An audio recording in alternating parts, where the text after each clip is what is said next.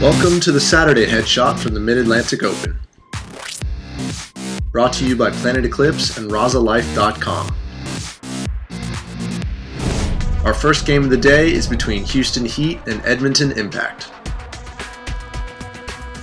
In the first point, Moorhead takes the snake for Impact. Heat is able to drop a shot into his pack. Rabakov fills his position, but is run down by Fedorov. Heat strikes first. In the next point, Ryan Smith is in the snake for Heat, where he faces off against Justin Cornell. Smith eventually runs down Cornell, but Heat can't close out the point. Heat are able to put up another point, but from there, it's all Impact. It's a good game against Houston Heat. Long, drawn-out battles. We kind of knew it was going to be that way. So both of us just survived the breakout, went as deep as we could along the back line, shot our guns. I mean, it's just kind of the field, though. You're just kind of just sitting there waiting for a kill. So thankfully for us, we won those really long, drawn-out points, and that's what it's going to come down to winning this tournament. I think we shot a little bit better on the snake, kind of controlled out a little bit better. They played the Derder side pretty well, but we just played patient like we wanted to. So it's a good win for us, playing Dynasty next. Winner's going to go first into the next bracket. With their second consecutive loss, Heat's chances of moving on to Sunday fade. Impact wins 5-2. Next is Dynasty vs CEP. This game was all Dynasty from the start, with Alex Frazier running down the snake side and Dalton charging down the Doritos. Having a rough tournament, CEP was willing to try anything off the break against Dynasty. Here, Colin Cherry unsuccessfully takes the 50 off the break. We just went ahead and beat CEP 7-0. They played a lot differently than they did in the other three games that we watched. You know, they were a lot more cold and calculated in the other games, and they were actually doing a lot better in those other games. This last game, we knew they were going into it with nothing to lose. They were running to they were running everywhere off the break. So we tightened it up and shot all the guys. You know, like they got I think 3 or 4 penalties, which helped us a lot. Finally, it was one match we didn't get any penalties. So yeah, you know, we have a good record against those guys, and you know, we tightened it up and played pretty well. I'm stoked. So I think we're on to finals, or at least the Sunday. Like Ryan said, they shot all the guys and took the perfect 7-0 win. Did you hear that? Hear what? Tanks? Tanks? Tanks? Tanks! Tanks! Yeah, tanks. Night, night. Tanks? Tanks. Tanks. Tanks. Weasel 3!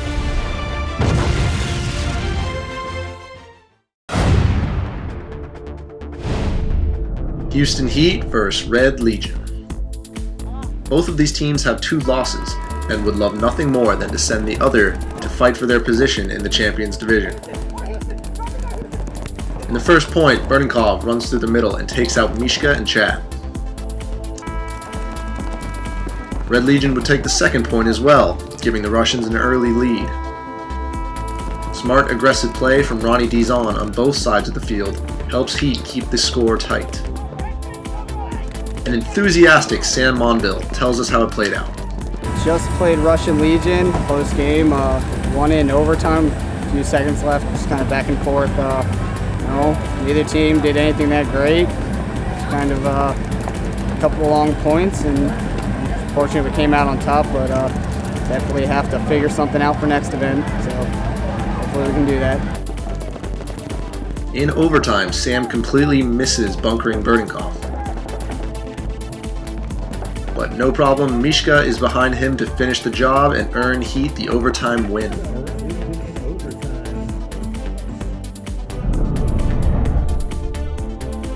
Next is Dynasty vs Impact.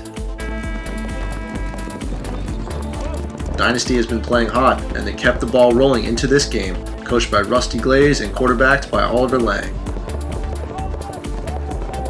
Dynasty got contributions from the entire roster, with new members Kyle Spica and Blake Yarber playing like veterans. Justin Cornell digs Impact a deeper hole by taking a major penalty trying to bunker Kyle Spica. Well, the last game was good. I mean, Impact is, you know, the highest profile team this year. They want to win. They ain't gonna beat us.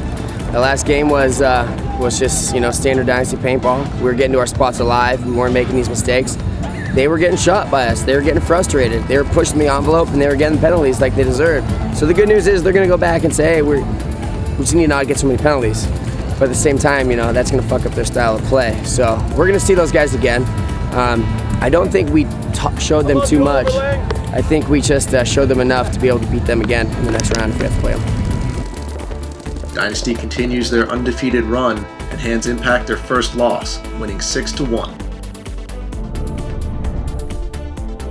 Next up is X Factor versus the Tauntauns. This is a slow, close game with both teams taking penalties. Here, Major Wake wears it coming out of the box.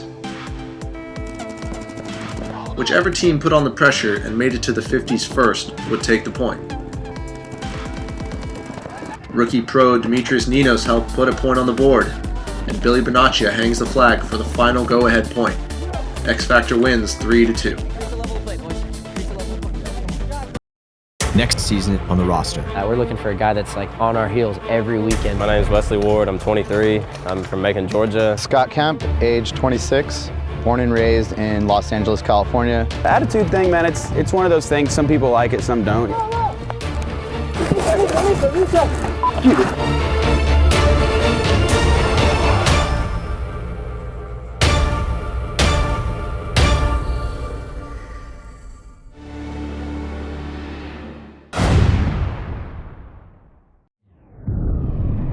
Next is another Battle of Los Angeles, the Ironmen versus Infamous. In the first point, Alex Goldman makes it to the corner and then takes the snake. From the 50, he tries to shoot right-handed out the left side against Damien, also goon-handing. Like usual, Damien wins the Battle of the Goons. Not to worry, Justin Schwartz is behind him to take the snake, shoot out Bobby Aviles, and properly takes out Damian Ryan, giving the Ironmen the lead. Infamous was able to regroup, and the Ironmen were only able to put up one more point. Just had a battle with LA Ironman. Yesterday we came out a little flat, weren't really playing our style paintball. Regrouped, came in. Today with a different attitude, different game plan. We ended up winning 3-2, it was a good battle. Looking forward to the match with Damage next. Damian Ryan does the Nikki Cuba, and Infamous takes the 3-2 victory. Next is X Factor versus Damage.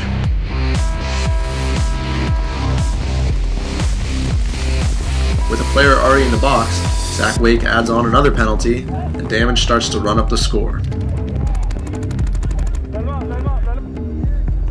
Zach is not happy. We came out strong. Damage came out real strong. They're a real methodical team, and they go guns up heavy. They were able to get a lot of G's off the break, and we just couldn't recover from that.